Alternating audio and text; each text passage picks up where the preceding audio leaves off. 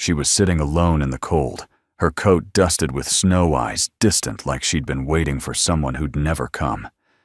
He was just a single dad, with 2 little girls and a kind heart.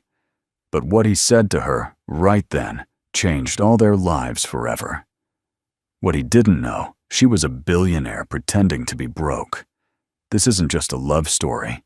It's a story about kindness that asks for nothing and ends up gaining everything. If stories like this touch your heart, remind you of the goodness still left in the world, or simply make you believe in second chances again, consider subscribing to our channel. We share real emotional and inspiring stories, just like this one, made for people who still believe in love, family, and the quiet power of doing the right thing. Now, let's begin. The snow came down in thick, quiet sheets, blanketing the small town of Maple Hollow like a woolen quilt. Sidewalks disappeared beneath ice-crusted layers. Street lamps flickered with halos of frost. The world had gone silent save for the occasional crunch of boots or the soft hiss of passing tires over slush. Beau Callahan adjusted the collar of his worn canvas coat and tightened the scarf around his neck.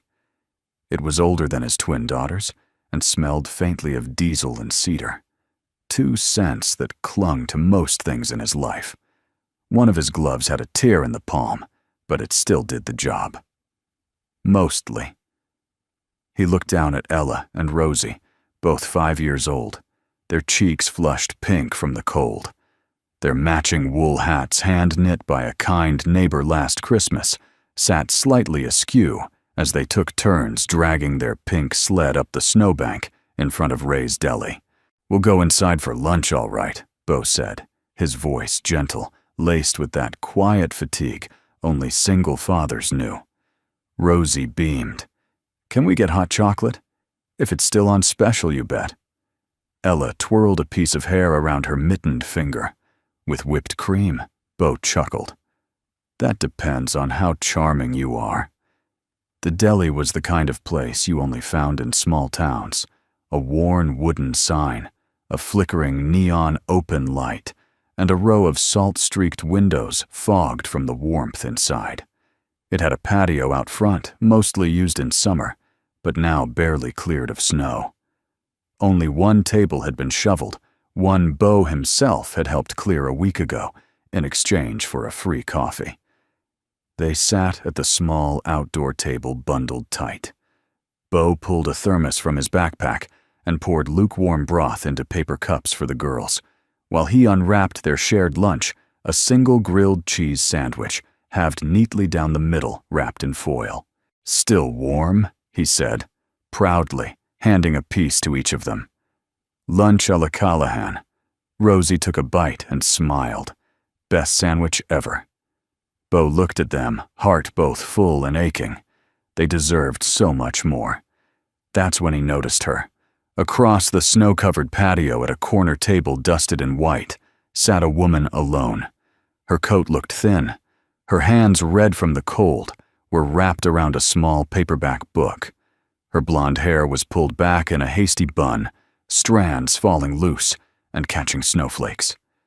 She looked up briefly, her eyes scanning the near-empty sidewalk, and then down again. No food. No drink. Just the book. Beau hesitated. People passed through Maple Hollow all the time. Travelers. Drifters. People running from or toward something. But there was something about the woman's solitary still that struck a chord. He cleared his throat and called gently across the patio, "Vom, you can sit with us if you like. It's warmer with company." The woman looked up, startled. She glanced behind her as if to check he wasn't speaking to someone else. When she saw he wasn't, she smiled, soft and surprised. "I wouldn't want to intrude," she said, her voice light, a little hoarse from the cold. "You wouldn't be," Beau replied. "We've got half a sandwich left and 2 very good lunch companions." Ella waved enthusiastically. Rosie just grinned, mouthful of cheese. The woman stood brushing the snow from her coat. She crossed the short distance and sat at the far end of the table, placing her book carefully in her lap. "I'm May," she said. "Beau," he replied, These two sandwich thieves are Ella and Rosie." May chuckled. "Nice to meet you, sandwich thieves," Rosie whispered to Ella loud enough for everyone to hear. "She looks like a snow princess." May flushed. "Well, that's the nicest thing anyone said to me all year." Bo handed her the last third of the grilled cheese apologetic. "It's not fancy." She took it without hesitation. Fancy is overrated. They ate quietly, the snow still falling around them in lazy, delicate spirals. Bo offered her broth from the thermos. She accepted gratefully, wrapping her fingers around the warm cup. "So," May said after a moment, "do you always offer food to strangers in the snow? Only the ones who look like they skipped breakfast?" She raised an eyebrow. "And how would you know? Because I do it too." May tilted her head, considering him. Fair enough. The girls began giggling over a story only they understood, drawing invisible shapes on the frosted table. May pulled a tissue from her coat pocket, folded it skillfully into a tiny paper crane, and placed it between them. Rosie gasped. "It's magic." Ella clapped her hands. "Can you teach us next time?" May said, winking. Bo watched something unfamiliar blooming in his chest. It had been so long since he'd seen his girls take to someone that easily. So long since he had too. When the bill came, Bo fumbled through his backpack for his wallet, only to find it missing. Panic prickled his skin. Had he left it at the shop? Dropped it on the sled trail, He started face flushing. "I might need to talk to the owner." "I think it's taken care of," May interrupted gently. He looked up. She'd already handed her card to the server. "You didn't have to." "I know," she said, smiling again. "But I wanted to. You looked like someone who just needed someone to be kind." Bo said nothing, stunned. May stood and tucked the book under her arm. "Thank you for the sandwich." Then she turned, stepping into the snowfall, like a scene from a dream, her red scarf fluttering behind her. Ella reached for his hand. "Daddy, is she a snow angel?" Bo stared after her, the warmth of the moment still clinging to the space she'd left. "Maybe," he said softly.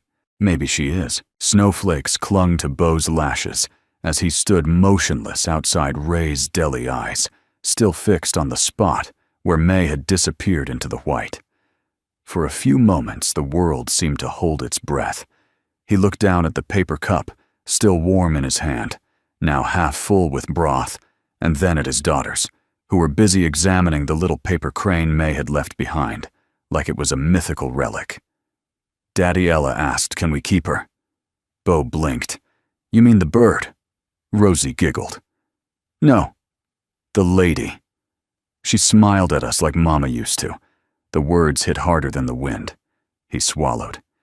"She was just being nice, sweetheart." "But she paid for lunch," Ella whispered. "People don't do that unless they love you." Bo didn't have the heart to correct her. They packed up slowly. Bo wiped the snow off their pink sled, helped the girls into their puffy coats, and slung the backpack over his shoulder. Inside it was a lunchbox that still smelled of grilled cheese, and a thermos half full of hope. As they walked the few blocks back to their rental, a converted garage behind a vacant duplex, Bo couldn't shake the lingering sense of something rare having passed through his day. A kindness unearned, a warmth in the snow. But by the time they reached home, reality came rushing back. The heater had sputtered out again. The landlord had promised someone would come by next week to check it. It was already Thursday. Bo knelt beside the old unit in the corner of the room, flipping the breaker and tapping the rusted metal casing like it might suddenly remember how to work. The twins sat cross-legged on the couch under a quilt, drawing with broken crayons on the backs of junk mail. They didn't complain. They rarely did. They had learned young that their daddy carried a weight on his back that didn't need adding to. Still kneeling, Bo exhaled hard and rested his forehead against the cold metal. The heat didn't kick in. What kind of man, he thought, can't even keep the place warm? The next morning, Bo was back under the hood of a neighbor's pickup, trying to fix a frozen fuel line for $40 and a cup of gas station coffee. He worked fast, mindful of the time. Every minute spent earning was a minute lost with his girls. At noon, he picked them up from the local community center, where they attended a half-day preschool program subsidized by a grant. Rosie ran to him first, launching into a hug, nearly knocking his thermos out of his coat pocket. "We drew snow angels on black paper," she announced. With chalk, Ella handed him a folded paper. "This one's for May." He looked at it. A crayon drawing of a woman in a red scarf, holding hands with two little girls, all of them surrounded by swirls of white chalk snow. "Did she come back today?" he asked. Ella shook her head. "Nope. But maybe if we give this to her, she will." That afternoon, as the snow slowed and the sun peeked through the clouds, Bo took them for a walk to the town library. It was warm there, free, and filled with stories he couldn't afford to buy, but could still give to his children. The front steps had been cleared, but the handrail was slick. He held the girls' hands tightly as they climbed. Inside, the air smelled of old paper and pine-scented cleaner. A fire crackled in the hearth in the children's corner. Around it, bean bags and pillows made a makeshift story circle, where a small crowd of kids listened intently to a voice Bo recognized before he even saw her.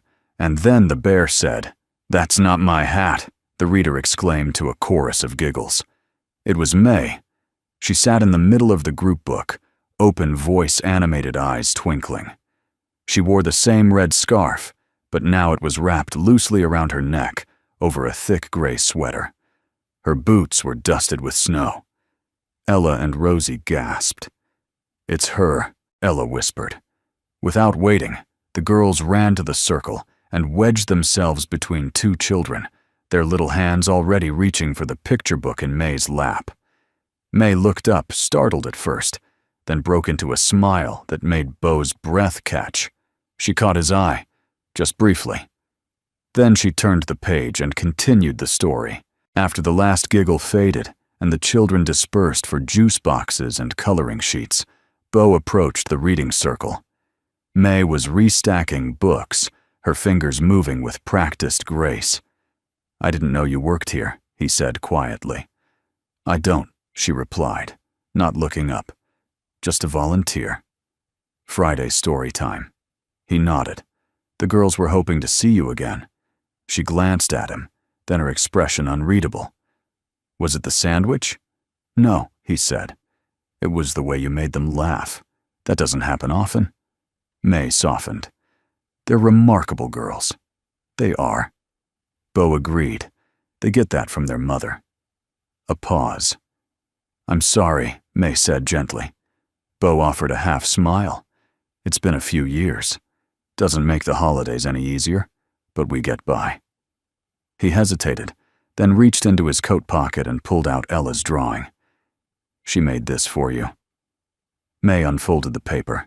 Her lips parted slightly as she took in the crayon hearts and snowflakes, the stick figure May holding hands with the twins.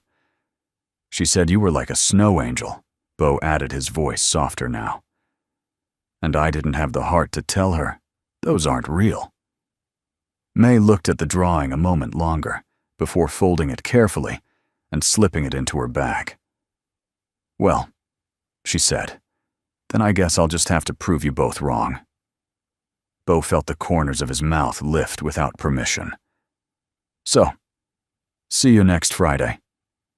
May tilted her head. "How about Tuesday too? I'm helping set up the winter book fair.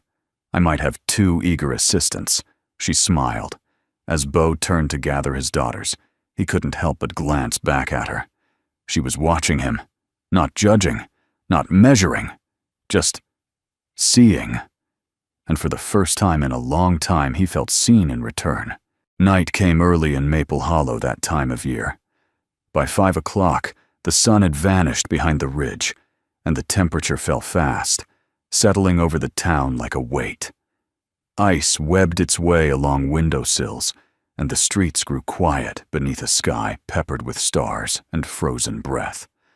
Bo Callahan sat on the worn sofa in his modest rental elbows, on his knees staring into the soft flicker of the space heater's coils. It wasn't much, but it worked most days. The twins were already asleep in their shared bed, curled into each other like matching commas beneath a stack of mismatched quilts. Rosie still clutched the little paper crane May had made. Ella had asked if she could keep the crayon drawing of Snow Angel May tucked under her pillow. Bo hadn't said no. He rubbed his hands together absently, listening to the faint ticking of the baseboard heater. The room was quiet now, but in his chest, something loud stirred. It wasn't restlessness. It was something older, something he hadn't let himself feel in years. Hope. And it terrified him. He rose, crossed the room, and retrieved an old photo from the top shelf of a narrow bookcase. The edges were curled from time and humidity. In the picture, a younger Bo smiled at the camera, holding a newborn Ella in one arm, Caroline in the other, her auburn hair a curtain over one shoulder. She was laughing at something out of frame. She had always been laughing. Bo traced her face with his thumb. "You'd like May," he whispered. He hadn't said her name out loud in a long time. Not like this. Not without the sharp pang of loss. But tonight, the grief felt different, less like drowning, more like remembering. He returned the photo to the shelf and poured himself a mug of tea from the kettle still warm on the stove. The night was quiet, the kind of quiet that filled the space between memories and new beginnings. Still, a question haunted him. Was it okay to feel this way again? The next morning, Bo awoke to the sound of giggling and the smell of burning toast. He scrambled out of bed to find Ella and Rosie standing on stools by the counter, wielding butter knives, like sculptors, trying to spread peanut butter on toast, charred to a crisp. "Breakfast in bed," Rosie declared. But in the kitchen? "It's Daddy's turn to have something made for him," Ella added, eyes wide with pride. Bo laughed despite the blackened toast and smeared countertops. He scooped both girls into a hug and kissed their foreheads. "This is better than any diner in town." He didn't say it, but he knew where this burst of inspiration came from. May. At the library that afternoon, the book fair was in full swing. Folding tables lined with discounted titles curved through the children's wing. Paper snowflakes dangled from the ceiling, catching the light. Volunteers bustled about in Santa hats, tying ribbons and organizing books by age range. Bo helped the twins pick out 2 used picture books paid for, with the last $10 bill in his wallet, and watched as they ran to the reading corner. Then he saw her. May stood by a stack of cardboard boxes, sleeves rolled up, cheeks flushed from effort, not vanity. She looked like someone who belonged there, not because of appearances, but because of presence. She handed out books, like they were loaves of warm bread. Bo hesitated, then approached. "Hey," he said, low and casual. She turned, smiled. "You made it. Couldn't let the girls miss their favorite reader." May placed a box on the floor and brushed her hands on her jeans. "They're sweet," she said. "And fiercely smart. They get that from their mom." A pause lingered between them, filled with quiet understanding. "I lost her in a car accident," Bo said almost to himself. 3 winters ago. 1 minute she was on her way to pick up diapers, the next. Nothing. May's expression softened the way a candle flickers when touched by wind. "I'm so sorry," she said. "That's more than anyone should carry alone." "I thought I could," Bo admitted. "I figured if I just worked hard, kept things running, didn't let anything fall apart, it would hurt less. But lately..." He looked over at the girls now sprawled on beanbags, reading aloud to each other in mismatched voices. "Lately, it feels like we're not just surviving. Like something's shifting." May was quiet for a moment, then said, "Maybe surviving gets quieter once healing starts talking." Bo turned to her. What about you? You always show up out of nowhere, make paper cranes pay for strangers' lunches. She smiled, but it didn't quite reach her eyes. I used to be really good at disappearing. Got too used to people liking what I had, not who I was. So I started showing up in places where no one knew me. No last names, no expectations. And Maple Hollow May shrugged. It was supposed to be temporary. But then, she looked toward the girls. They invited me to sit. Bo's throat tightened. Sometimes silence spoke louder than any well-crafted phrase. That evening after dinner, Bo lit a small fire in the backyard fire pit, a rusty metal bowl ringed by old bricks. He wrapped the girls in blankets and gave them each a marshmallow on a stick. Above them, the sky was velvet dark, speckled with stars and silence. May sat beside him just close enough that their elbows touched. Rosie, holding her half-melted marshmallow aloft, asked, "Miss May, do you have a family?" May paused, the flames reflecting in her eyes. Not really. Not like this. Do you want one? Ella asked. Bo looked at May, uncertain how she'd respond, but May only smiled. I think I'm starting to remember what that feels like. It started with a red coat. The following Tuesday morning, Bo bundled the twins in their fleece-lined jackets, tucked peanut butter sandwiches into their lunch boxes, and dropped them off at the preschool with a kiss on each forehead. He had only 2 appointments that day, both repairs for elderly neighbors whose furnaces were threatening to quit before Christmas. The jobs paid next to nothing, but in Maple Hollow goodwill was still a kind of currency. By the time he finished, the snow had thickened again, falling in slow, heavy flakes that muted the world. And though he hadn't planned to, Bo found himself steering his beat-up Ford pickup toward the Pine Street Library. He told himself it was to return a book Rosie had forgotten in the back seat. But the truth sat heavier in his chest. He wanted to see her again. The warmth of that small fire pit, the sound of May's voice amid the quiet hush of the snow, the way she answered the girls' innocent questions, with honesty instead of pity. None of it had left him. It lingered like a melody, half-remembered, but deeply felt. As he pushed open the heavy library door, the scent of old books and pine wood polish wrapped around him like a wool blanket. A bell above the door jingled. Children's laughter echoed faintly from the back. He spotted her instantly. May stood by the large front window, sunlight spilling in through the frost-covered glass, casting a golden glow across her shoulders. She wore a deep crimson coat unbuttoned over a wool sweater, the color of oatmeal. Her hair was tucked beneath a knitted beanie, and in her hands she held a cardboard box labeled Community Outreach. Book donations. She didn't see him yet. He almost didn't want her to. There was something about watching her, like that present, engaged gentle, that made his chest tighten with an emotion he hadn't named in years. Not since Caroline. Not since he believed that kind of feeling was reserved for the past.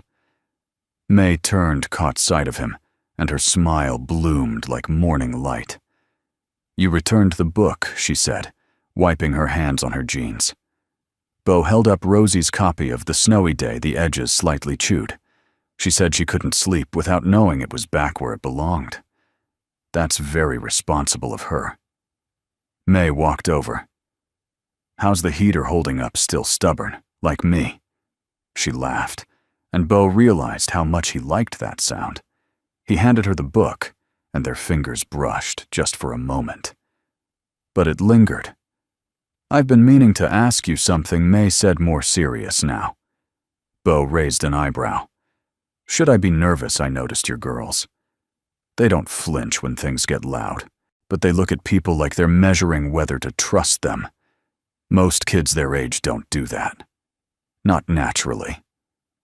Bo exhaled slow. They remember more than I wish they did. The accident wasn't just losing their mom. It was sirens. It was strangers pulling them from a wreck. They were only 2, but grief, it leaves fingerprints. May nodded. It does. They don't warm up to people easily, Bo added. But with you, it's like they've known you forever. May looked away for a second, her fingers tightening around the book in her hand. Sometimes I think children sense what's real before adults ever do. A quiet settled between them. Not awkward, just honest. Bo shifted. Can I ask you something then? Only if it's not about where I got my coat. Why are you here? He asked. Not just the library, I mean this town, this job. You said you move around a lot, but it seems like you're trying to stay invisible. May's shoulders tensed, and for the first time she didn't answer right away. Bo backtracked, his voice softening. Sorry. That was no May interrupted. You're right to ask. She set the book down gently on the nearest table and took a breath. I come from a world where everything is measured. Image, success, inheritance. My father built an empire and expected I'd wear the crown. But all I ever wanted was something that felt real. Something that didn't depend on money or last names or press releases. Bo watched her carefully. So I walked away, May continued.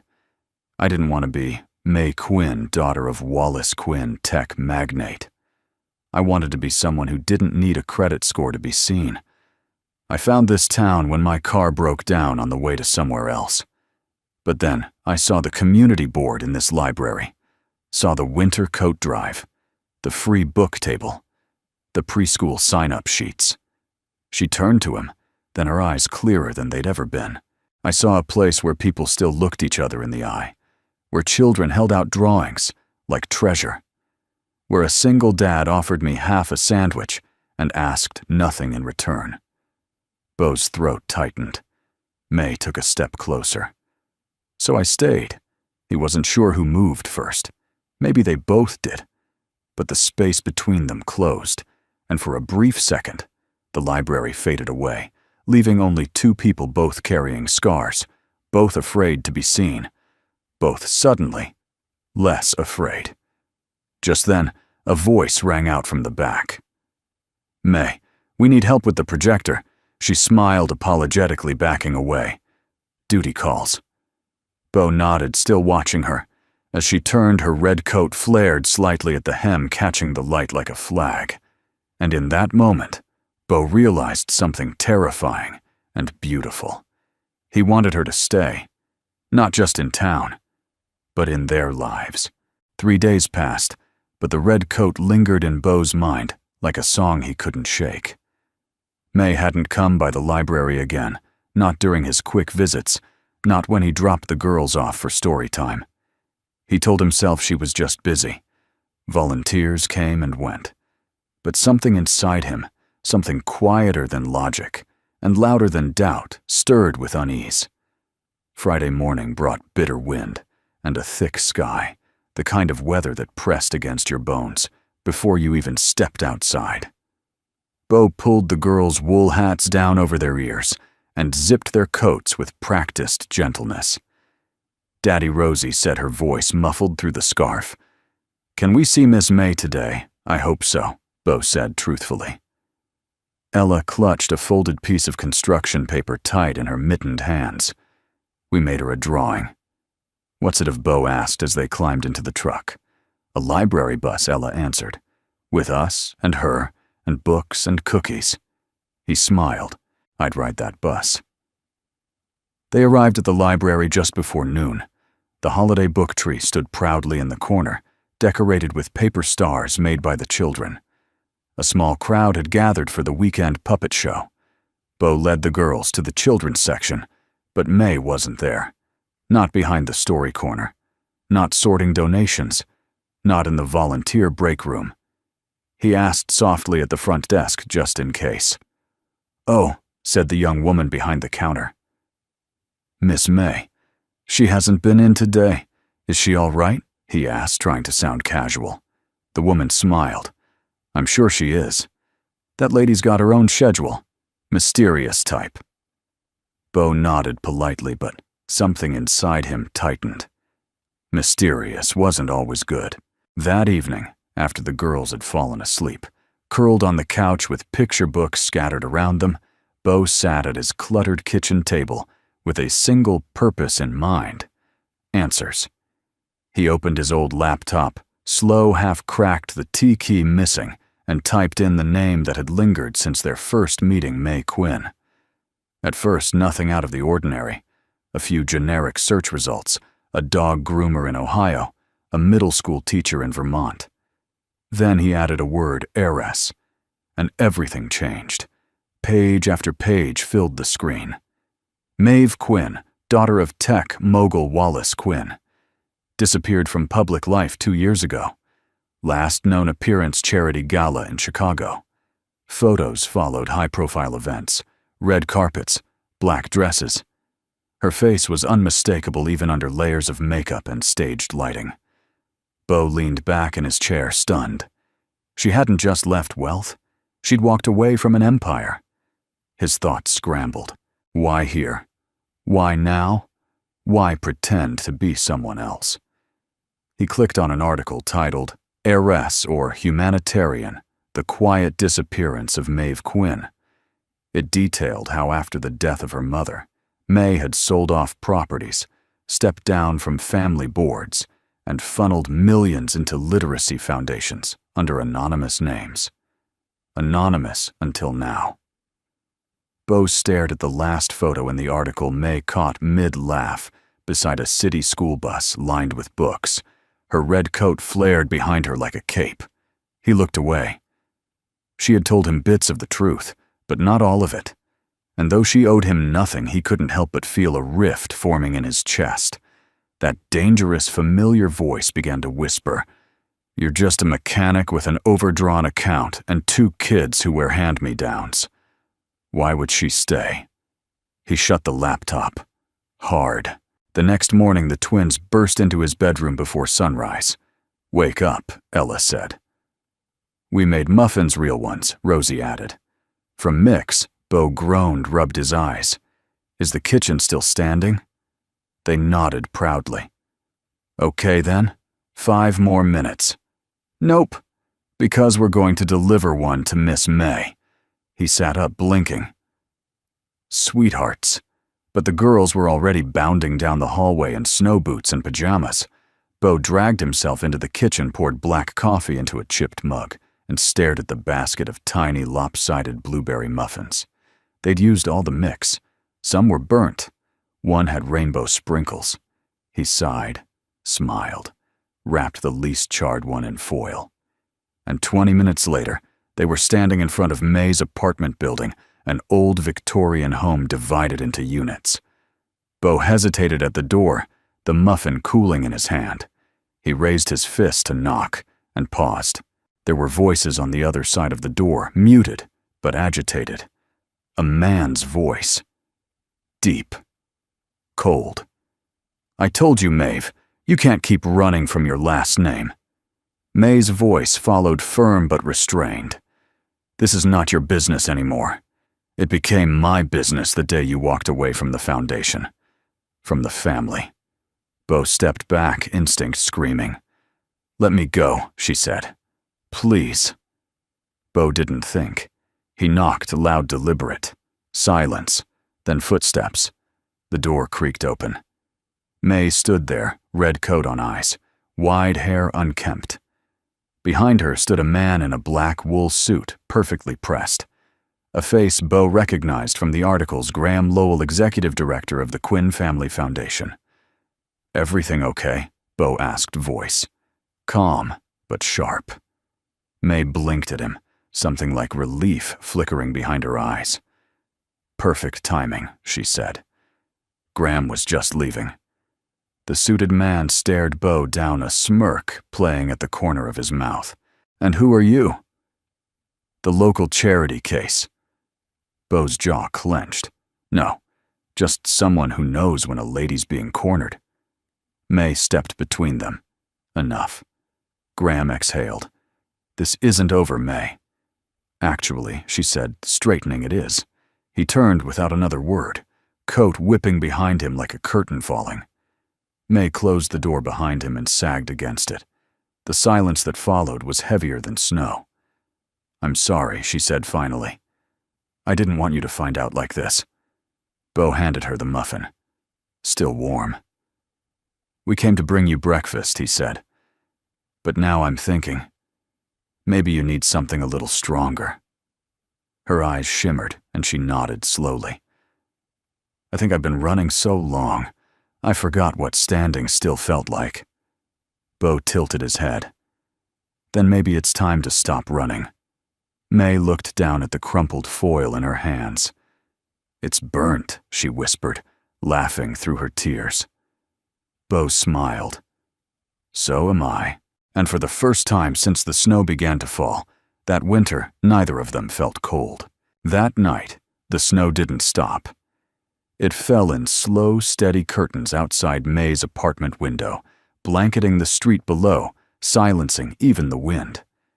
Inside, the lights were soft and golden, casting long shadows over the small living room, where May sat, cross-legged on the floor, between Bo's twin daughters. Ella was braiding her hair, tiny fingers, clumsy but earnest. Rosie curled beside them, drew on a folded paper napkin with a stubby crayon, her tongue poking out in concentration. The apartment smelled faintly of cinnamon-melted wax, and something else Bo couldn't quite place, maybe comfort. He stood in the doorway, holding 2 mugs of cocoa, watching the scene unfold, like a moment he didn't know he needed. May looked up and caught his gaze. "You look like you're thinking too much." He stepped forward and handed her one of the mugs. "I do that when I see something I don't want to lose." May blinked, startled, and looked down at the cup in her hands. "You're not losing anything," she said softly. "At least not yet." They stayed later than they meant to. The girls fell asleep, curled against May on the couch, wrapped in a shared blanket, cheeks flushed with sugar and warmth. Outside, the snow piled higher. "I should probably get them home," Bo said, reluctantly slipping on his coat. May hesitated. "You're welcome to stay. Just for the night. Roads are terrible. And I've got enough blankets." He hesitated, not because he didn't want to, but because he did. May looked down at the girls, then back at him. "They trust me," I know Bo said. "That's what scares me." She frowned. "Why?"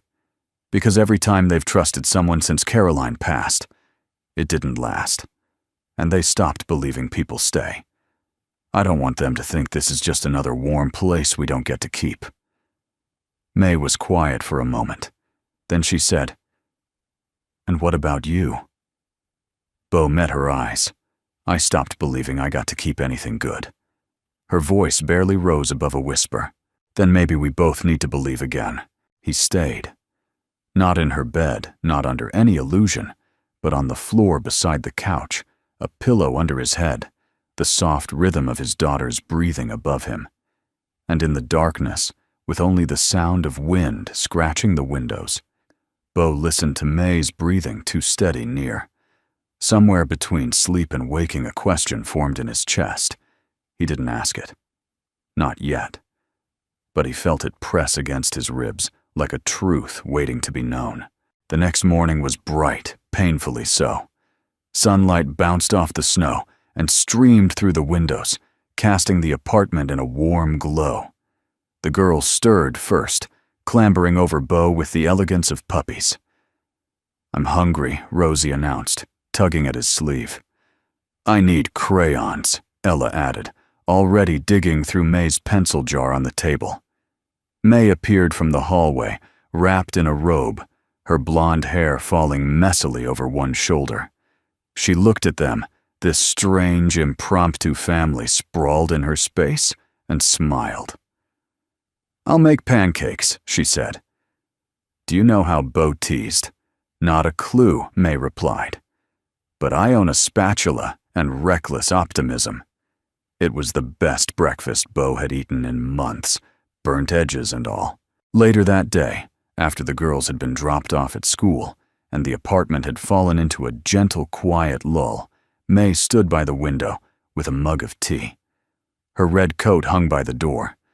The city was already trying to pull her back in Graham's words, still echoing like a bad song. Bo stepped beside her. I looked you up. May didn't flinch. I figured. I read about your father, about the foundation, the money, the press. I didn't lie to you, she said, staring out at the snow. I just didn't correct your assumptions. I wanted someone to see me without all of that. Bo nodded. I get it. I do, he said. You didn't need to be anyone else for us. But you should know something. She turned to face him. Bo took a breath. They're asking questions. The girls. Last night, Ella asked if you were going to live with us. Rosie said she wants you to help decorate the Christmas tree. May's eyes glistened. And what did you say? I didn't say anything, because I don't know the answer. May set her mug down slowly. Ask me, she said. Whatever's been burning in the back of your mind since the moment we met. Bo looked at her, searching her face for hesitation. He found none. So he asked, the question that had grown louder each day, each warm moment, each soft smile. What happens when the world finds you again? May didn't answer right away. She stepped back from the window and crossed the room, picking up one of Ella's crayon drawings from the table.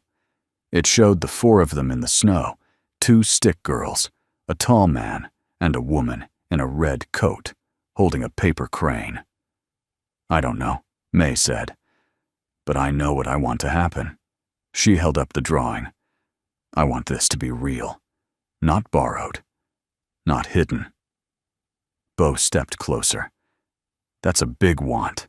I've done the big world, the gala dinners, the interviews, the charity balls where everyone smiled but no one cared. But this? She looked around the room at the empty mugs, the couch still warm with memory. This feels like something I'd fight to keep. Bo's voice dropped. So what are we? May looked him straight in the eyes. We're what happens when 2 broken people stop pretending and start choosing. There it was. No grand declarations. No diamonds. Just truth, clear, unvarnished. And it was enough. That evening, as Bo drove the girls home through the glimmering snow, Ella watched the streetlights flicker past through the window. Daddy, she asked. Yeah, Bug. If Miss May is a snow angel, does that mean she disappears when the sun comes out? Bo smiled. Not this one. How do you know? He glanced at the drawing they'd taped to the dashboard, May in red standing beside 2 girls who finally looked safe. Because this one wants to stay. It was snowing sideways. The wind had picked up late that afternoon, sweeping through Maple Hollow, like it had something to prove. Bo parked his truck by the old trailhead on the edge of town, just past the woods, where cell service faded and quiet took over. He opened the passenger door and helped May out carefully, his hand lingering a second longer than it needed to. You sure about this? He asked. May pulled her scarf tighter around her neck. You said you take the girls here when the world feels too loud. He nodded. I do. Then it sounds like the right place. They walked in silence beneath a canopy of ice-dusted pines. Their boots crunched against the packed snow. The air was so still it rang in his ears. About a quarter mile in the woods opened into a clearing. A wooden bench sat half buried beneath snow, worn smooth from years of use. Bo swept the seat off with his sleeve and offered it to her. She sat slowly, letting the cold sting her legs through the denim. For a while they just sat. The sky above had darkened to a smoky lavender, the kind of winter dusk that swallowed time whole. Behind them the forest creaked and sighed. May exhaled a plume of breath in the air. You asked me once why I stayed in Maple Hollow. Bo nodded, eyes on the horizon. I think it's time I told you the whole story. She began softly, like she was speaking through a fog. My mother was everything my father wasn't. Warm, quiet, intentional. She wasn't impressed by the mansion or the parties or the stock portfolios. She loved books and gardens and making grilled cheese on rainy days. She used to tuck me into bed with stories, not fairy tales, but biographies of real women who changed the world with kindness.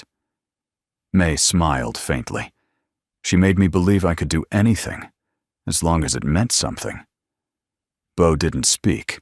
He just listened the way someone listens when they know the words matter. But after she died, May continued. Everything changed. My father didn't know how to grieve, so he built more, bought more, expected more, and suddenly I was no longer a daughter.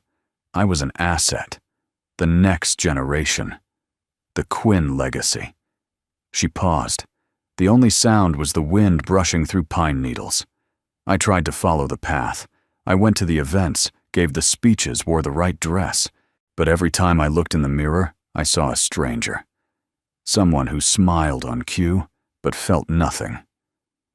May turned to Bo, her eyes shining not from tears, but from the courage it took to say what came next. One night after a charity auction in Chicago, I got in the car, drove out of the city, and just kept going. No plan, no destination, just away. She let the silence breathe between them. I ended up here. And for the first time, no one recognized me. No one asked about my last name. I volunteered at the library, helped with coat drives. I watched little kids get excited about books the way I used to. Her voice caught. And then one afternoon in the snow, I saw a man offering half a sandwich to a stranger with cold hands and no coat. Bo swallowed hard. And you stayed. May nodded. I stayed because it felt like something I didn't have to earn. He reached out and took her hand. It was cold, but steady. Your story, he said, it's not what I expected. She laughed softly. Most people expect diamonds and scandals. Bo smiled. I expected a woman with a beautiful coat, a crooked paper crane, and a way of making my girls laugh like they haven't since Caroline. May's breath hitched. They love you, he said. I see it. I feel it. And I do too. Her eyes met his. But I'm scared, he admitted. Scared I'll wake up one day and the news will pull you back. Or your father. Or that world you left behind. May squeezed his hand. Bo, I didn't run from my past. I chose to walk towards something better. Something real. Something like this. They sat there a while longer, hands clasped, watching the last light drain from the sky. By the time they returned to town, it was dark and still snowing. The girls were asleep at May's apartment, curled up on either side of her elderly neighbor, Mrs. Kennedy, who had happily offered to babysit. Bo helped May take off her coat, brushing snow from her hair, with a tenderness that startled even him. She looked up, caught in the moment, and for once, neither of them looked away. You okay? He asked. May nodded slowly. Better than okay. They stood like that in the doorway, a breath apart. Then she stepped forward, not rushed, not unsure, and kissed him. It was soft, slow, the kind of kiss that didn't ask for anything except presence. Bo kissed her back like he was remembering how. When they parted, May smiled. About time, she said. Bo chuckled, pulling her into a quiet hug. You're full of surprises. She leaned into his chest. Not really. I've just been waiting to be someone I didn't have to hide. And you are, he said. Right here. You are. Later, after the girls were carried back to Bo's place and tucked in bed after the lights were off and the world had quieted again, Bo sat on his porch with a blanket around his shoulders and his thoughts wrapped in her story. He looked up at the sky. He had loved once with Caroline fiercely and honestly. He had lost. But somehow, this didn't feel like betrayal. It felt like return, not to the past, but to himself. The first time May cooked for all three of them, the kitchen looked like a war zone.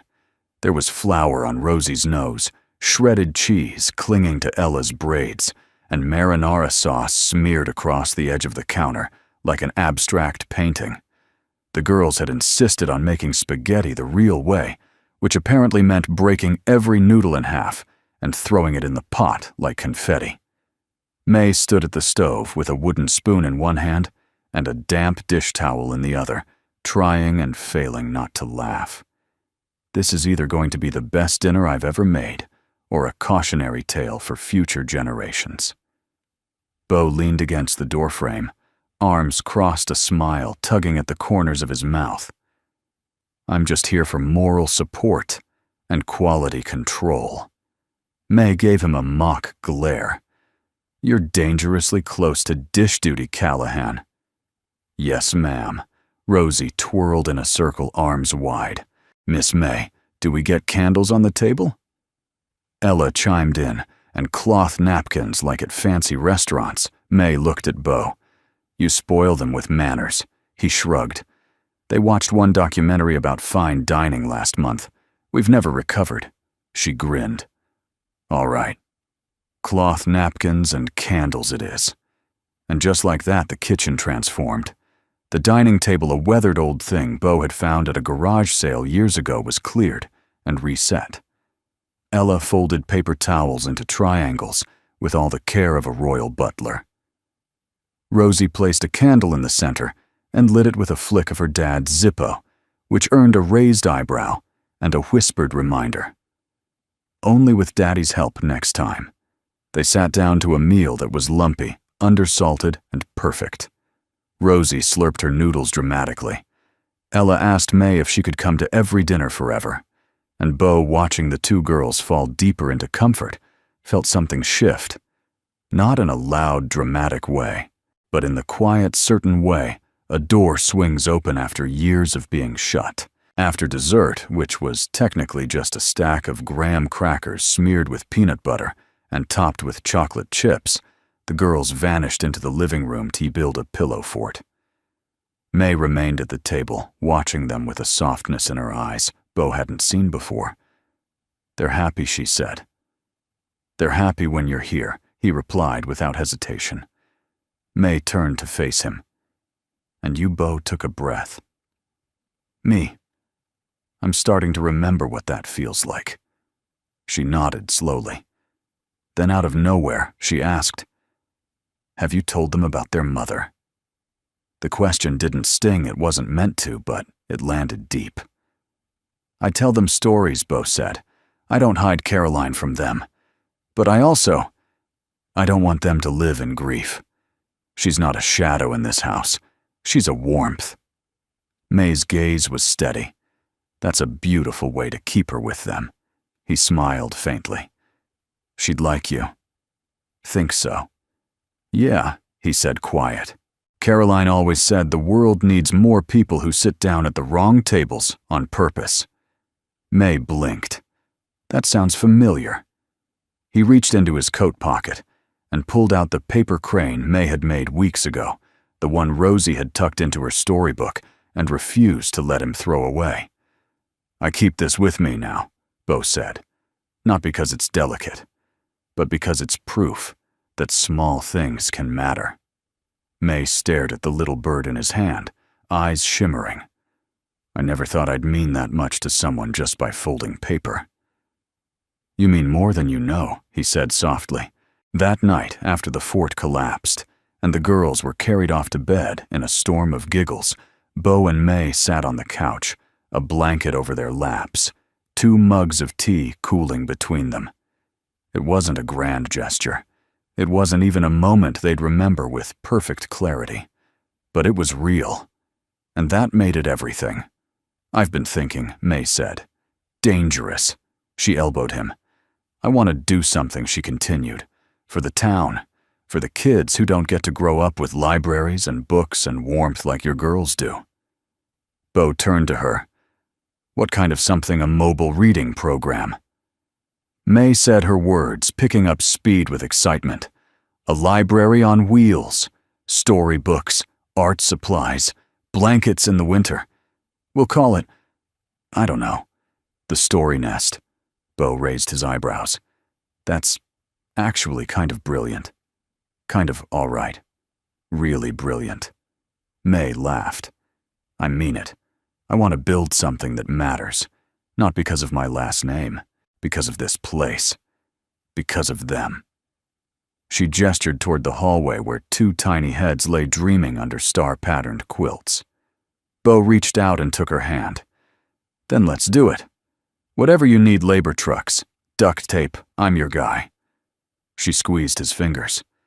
Even if the reading van smells like crayon and cocoa, especially if. The next morning, Rosie marched into the kitchen with a drawing in each hand. This one's our new family, she declared, and this one is spaghetti. Ella added, we made one for Miss May's fridge. May looked at Bo. Bo shrugged. Fridge space is sacred. You've been accepted. May knelt and took the drawings with both hands. These are going on the front, not the side. Rosie beamed. That means you're family now. May opened her mouth to respond, but nothing came. Instead, she pulled both girls into a hug that said everything words couldn't. And when she looked up at Bo, her eyes said something else entirely. You're not the only one who's learning to stay. It started with a photo, just a blurry picture snapped by a curious stranger at the town's weekly outdoor winter market. May, in a gray knit beanie, crouching to tie Rosie's boot, her smile soft and maternal. Bo stood nearby, hands in his coat pockets, watching them with a look that could thaw any frost. The photo had no caption, no filter, and no intention, just a candid moment frozen in time. Until someone recognized her. Maeve Kensington, daughter of steel magnate Douglas Kensington, heiress to the Kensington Foundation. Billionaire disguised as the woman sipping cocoa from a styrofoam cup at a folding table in a sleepy town. It didn't take long for the media storm to roll in. The next morning, Bo was repairing a fence post on the south edge of the property when his phone buzzed with 5 missed calls and 3 urgent voicemails. The 4th call from his friend Cal at the gas station wasn't about oil filters. Turn on the TV, man, or check Twitter. You're trending. Bo, confused, wiped his hands and walked back to the house. The girls were still sleeping. May was curled on the couch with a book beside her and didn't notice when he turned on the news. There she was, on every channel, smiling at Rosie in the snow, her name and net worth printed in bold letters beneath the image. Headlines screamed, Kensington heiress, goes incognito in rural Colorado. Is love brewing from boardrooms to boots billionaire, seen living normal, life with single dad and his twins. Maeve Kensington, reclusive romance or cunning. PR stunt. Bo muted the TV, heart sinking like a stone. May sat up slowly, reading the panic on his face, before she heard a word. I didn't plan this, she whispered. He didn't answer. Not right away. The next hours blurred together. A black SUV showed up at the edge of the driveway. Not press security. Her family had dispatched them. A polite man in a tailored coat handed May a phone with her father on the line. Bo watched her pace the porch, her voice rising and falling with emotion he couldn't decipher. When she finally hung up, she stood silent in the doorway for a long time before saying quietly, "They want me to come home. Back to Boston. Tonight." Rosie appeared at the top of the stairs holding her dragon plushie. "Are we going somewhere?" May knelt, her voice tender. "Not you, sweet pea. Just me. For a little while." Rosie's eyes filled with tears, so fast it broke something in Bo. Ella came running too, and within seconds both girls were clinging to May like she was their only lifeline. May held them tightly, burying her face in their hair. "It's okay. I promise. I'll be back." Bo stepped forward. "Give us a moment, girls," he said, gently lifting them in his arms and carrying them into the other room. He returned alone. "Tell me the truth," Bo said, voice low. Was any of it real? May's face crumpled. All of it. Every second. I didn't want you to know because I didn't want it to change how you looked at me." Bo rubbed his jaw, trying to find the words. "So you let me believe, what, that you were just some lost soul with a paper crane and a good coat she said, stepping forward. "I am. Bo, I was drowning before I came here.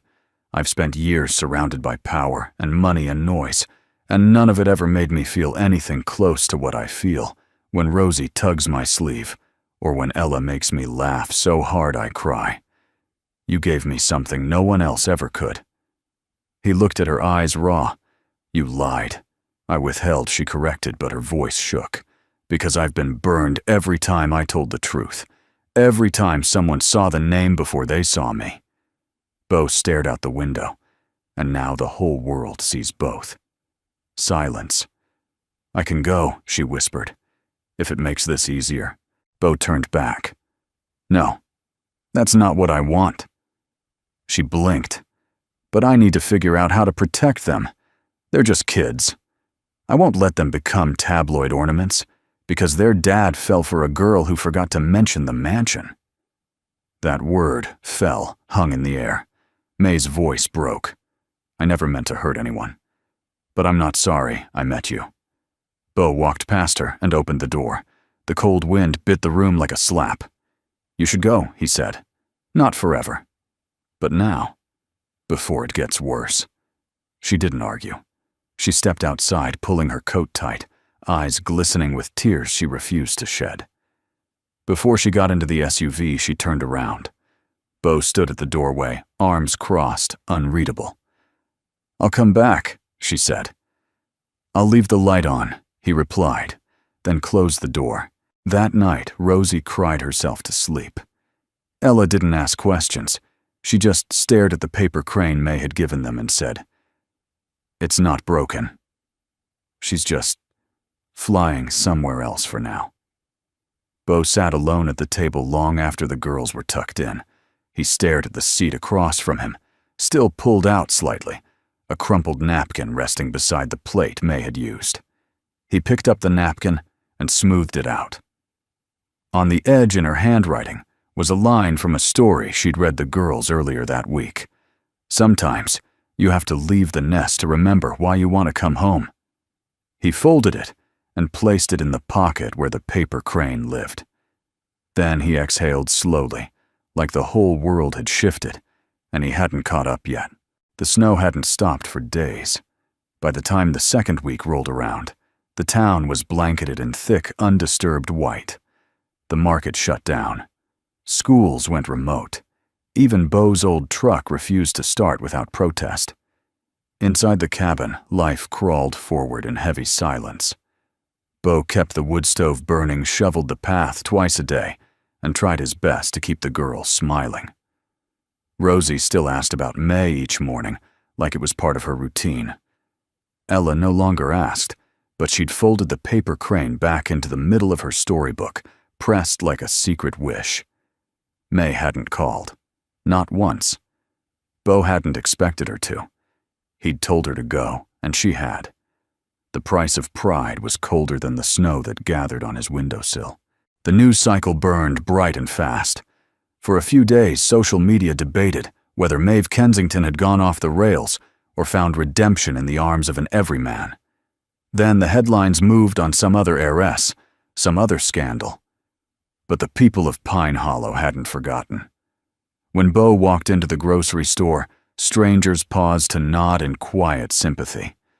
Miss Evelyn from the library dropped off hot cocoa packets just in case, and Cal, gruff as ever, left a new spark plug for Bo's truck in the mailbox without a word. It wasn't pity. It was something deeper. They knew what it meant to lose something you didn't even know you needed until it was gone.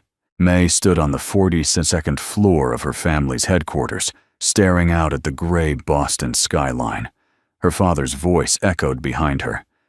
"You had the world watching. And you walked away from it to chase some handyman in the Rockies?" She didn't flinch. "His name is Bo Callahan. He's not some handyman." "And I didn't chase him. I was finally standing still." Douglas Kensington leaned against the walnut conference table, arms crossed. What did you think would happen, May? That the media would just forget, that the board wouldn't demand answers. They can have their answers, she said, eyes still locked on the window. But I'm done pretending that money makes us better people. Her father sighed heavily. You're not that girl, May. You weren't raised to live in some cabin in the woods with a man who fixes tractors and raises twins on pancake mix and firewood. She turned, then sharp and steady, and you weren't supposed to be the kind of man who used his own daughter as a brand strategy. Silence. A long one. Then I love him, she said simply. I love all three of them. Douglas looked at her like he barely recognized her. May didn't care. For the first time in years, her feet knew exactly where they wanted to go. It was a Tuesday when the knock came. Beau was making grilled cheese, Rosie coloring beside him, Ella reading quietly on the couch. The knock was soft, hesitant. He wiped his hands and opened the door. And there she was, bundled in a navy coat, cheeks flushed from the cold eyes, glassy but smiling. A duffel bag over one shoulder, snow clinging to her boots. For a second, they just stared at each other. Then Rosie shrieked. May! She flew past Beau's legs, nearly knocking May backward into the snow. Ella followed, quieter but no less radiant, wrapping her arms around May's waist like she'd never let go. Beau stepped onto the porch, watching them, his breath caught. May looked up at him, arms full of children, heart full of everything she'd left behind. I came back, she said. Yeah, he murmured. I noticed. She stood slowly brushing snow from Rosie's curls. I didn't call. I know. I was scared I'd mess it up again. He exhaled, his voice rough. You didn't mess it up. I just didn't know how to trust something that felt too good. May stepped closer, the duffel sliding to the ground. I still have a last name that makes people look twice. Still have a trust fund, a foundation, and about 30 unread emails from PR. He raised an eyebrow. Good to know. But none of that feels like home anymore, she said, voice soft. You do. They do. Beau glanced back at the cabin. Rosie had already pulled out the hot cocoa mix. Ella was placing the paper crane at May's old seat. I'm not rich, he said. I noticed. I live simple. I'm not great at speeches. Or feelings. May reached out, took his hand. You don't need to be. You show up. You stay. You make grilled cheese like it's an act of love. He looked down at their fingers laced together, and something in his chest loosened.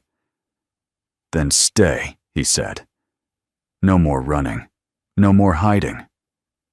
She smiled through her tears. Deal. That night, the four of them sat at the table again. No photographers. No headlines.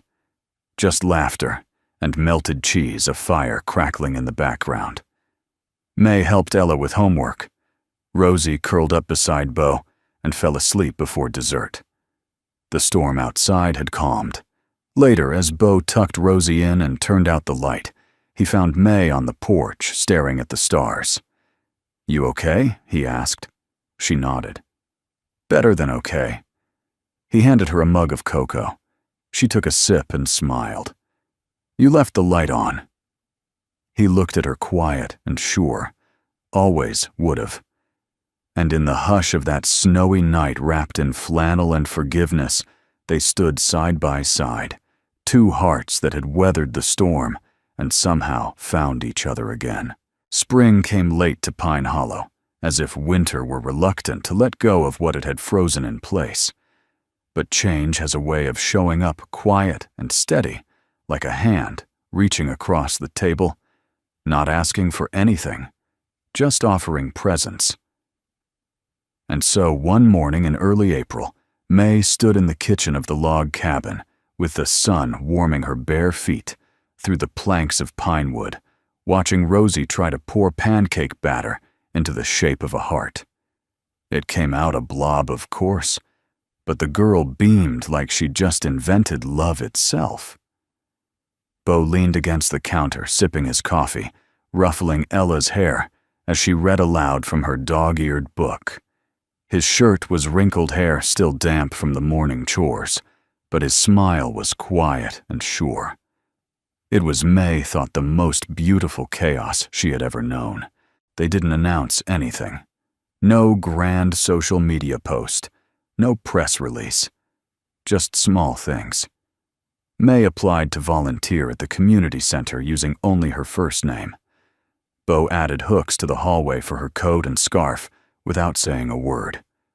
The girls started drawing pictures of our family with 4 people, and sometimes a cat they didn't own yet.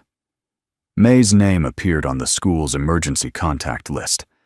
She didn't notice it until weeks later, written in Bo's careful print beneath his own. One afternoon, Ella got sick. Fever chills the kind of ache that made her quiet, and that was how Bo knew something was really wrong. He sat up all night on the floor next to her bed, checking her temperature every hour. May brought cool cloths, whispered stories, made tea from herbs she barely knew the names of. She never once left the room. The next morning, as the fever broke, Bo looked at her with eyes red from worry, and something more. "You didn't have to stay," he said softly. May, still in the oversized flannel shirt he loved, didn't hesitate. "Of course I did. She's my family, too." He didn't reply right away. But that night, when Ella was finally asleep and the fire had burned low, he pulled May close and kissed her like it was the first time all over again. Only this time without fear. Summer crept in quietly. The girls ran barefoot through the meadow behind the house. May learned to cook one decent stew and proudly served it 3 times in 1 week. Bo grumbled, but ate every spoonful. He built May a desk by the window so she could work on her laptop, still helping small nonprofits with budgeting and grants this time, from a place that felt like truth. At night, they'd sit on the porch swing and talk about nothing. How many eggs the chickens laid, which stars the girls were naming, the way the lilacs leaned toward the light. May never talked about Boston. Bo never asked her to. It was a silent agreement. The life they had now was more than enough, until one evening in July. Bo had taken the girls into town for ice cream and a hardware run. May stayed back, sorting laundry, humming to herself, in a way she didn't realize had become a habit. She was folding a faded sweatshirt when she heard the knock, not on the door, on the wooden frame of the open window. She turned, and there he was.